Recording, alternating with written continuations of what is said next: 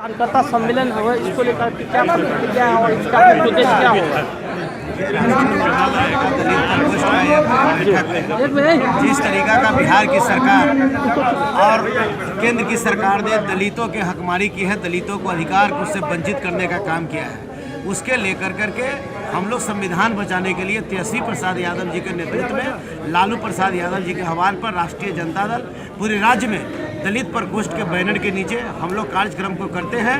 और ये सरकार 2019 में हम लोग जो है कि भारत के सरकार को हम लोग उखाड़ फेंकने का काम करेंगे। सरकार ने जो दलितों का अधिकार था, बाबा साहब भीमराव अम्बेडकर ने जो संविधान दिया था, उस संविधान को खंडित करने का काम किया है। गरीबों का जो कि आरक्षण को समाप्त करने का काम किया है। दलितों का जो हमारा बैकलॉग था उसको समाप्त किया है। कट ऑफ मार्क को समाप्त किया है। प्रोन्नति में हमारा आरक्षण था उसको समाप्त किया है। हमारा जो SC/ST एक्ट था उसको समाप्त करने का काम किया है। ये तमाम चीज़ों को लेकर अपने लोगों को हम बताने का काम करेंगे।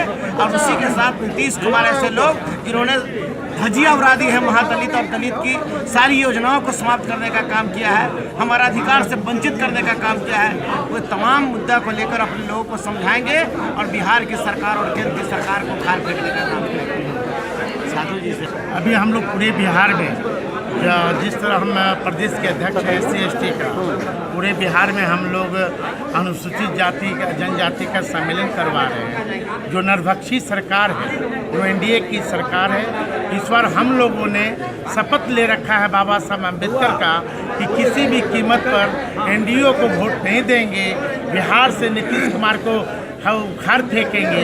उसी तरह सेंट्रल में जो सरकार है उसको भी उखाड़ फेंकेंगे। जो आज दलितों के अपने आप को जो मठाधीश हैं, परम आदरणीय रामविलास पासवान जी, आज ये RSS का ये ब्रोकर बन गए हैं। और इनके जो बेटा हैं चिराग, ये नीतीश कुमार के प्रोटोकॉल बन गए हैं। इनका सिर्फ इस बार मठाधीश इनको हम लोग जो दलितों का रक्षक था वो आज दलितों का भक्षक बन बैठा है। इसलिए हम लोग इनको इस बार 19 और 20 में सबक सिखाएंगे। जन्म कुंडली में रामविलास पासवान का पर्जन का इस बार नहीं है MP बनना। लोग यहाँ भी आए हैं और किस तरह समस्तीपुर के लोगों को या ग्रामीण क्षेत्रों में किस तरह आज जिला कार्यकर्ता सम्मेलन का उद्देश्य क्या है, मुख्य उद्देश्य क्या होगा, कितना प्रभाव पड़ पाएगा आज के?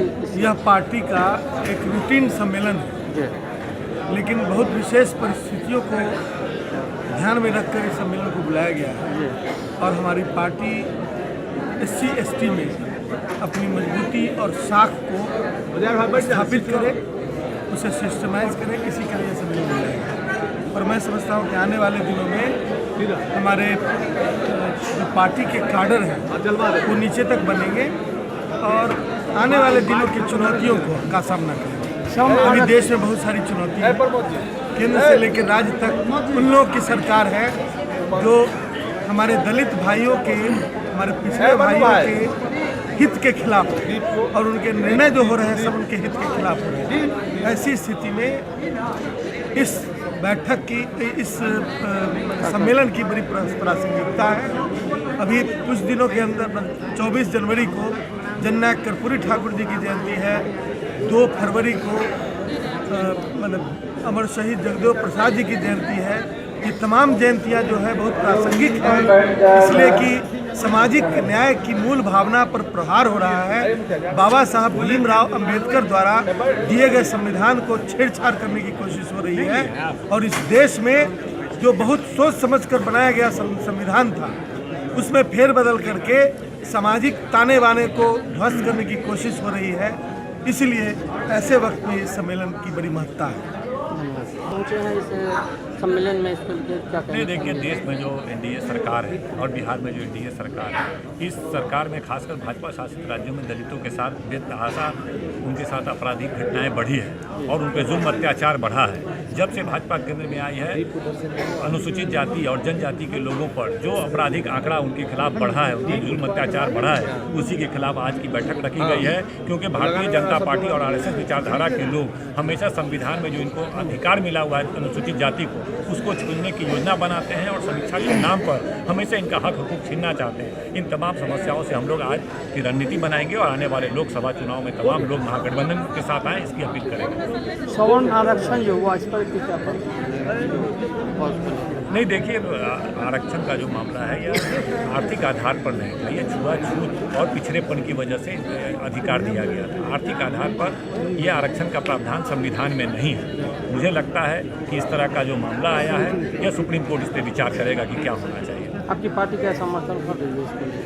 नहीं, उस पर स्पष्ट रूप से कर दिया कि संविधान में ऐसा प्रावधान नहीं है। संविधान में प्रावधान जो डिस्क्रिमिनेशन है या छुआछूत है उस आधार पर आरक्षण का प्रावधान किया गया था, आर्थिक आधार पर नहीं किया गया था। अगर आर्थिक आधार पर भी किया गया है तो आप कह रहे हैं कि 8 लाख रुपया या 5 एकड़ ज़मीन, इसमें 90 से 95% लोग हमारे देश के गरीबी रेखा के नीचे आ जाते हैं। इसलिए बिना सोचे समझे इस तरह का आरक्षण का प्रावधान किया गया है जिसमें देश के 90% लोग जो 8 लाख की आमदनी से कम है, जो 5 एकड़ ज़मीन या फिर जो एक मकान जो फ्लैट का जो रखा गया है उसमें तो 95% लोग गरीब आ रहे हैं। इसलिए बिना सोचे समझे किया गया है। इसमें पुनः समीक्षा होगी और न्यायपालिका इसमें समीक्षा करेगा। लेकर हमारा यही प्रतिक्रिया है कि जनगणना मतलब जातीय जनगणना के अनुसार जो है आरक्षण मिलनी चाहिए, लेकिन खासकर जो आदमी संघर्ष नहीं किया और उसके बावजूद जो है भारत के प्रधानमंत्री वैसे लोगों को आरक्षण देने का काम किया है, ऐसा उचित नहीं होना चाहिए।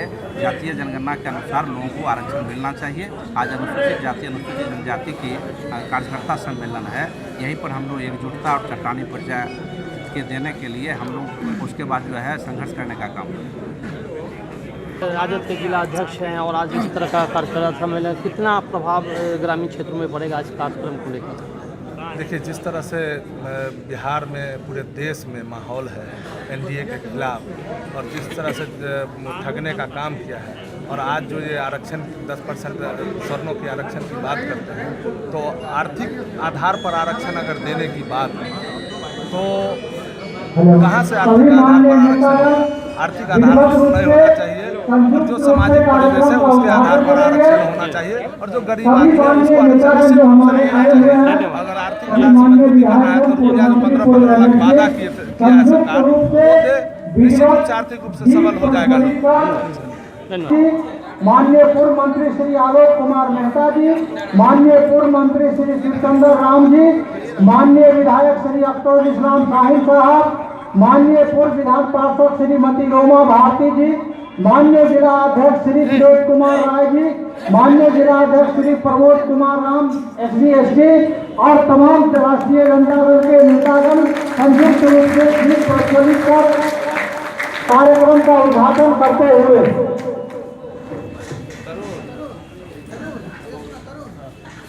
चलिए, हो गया।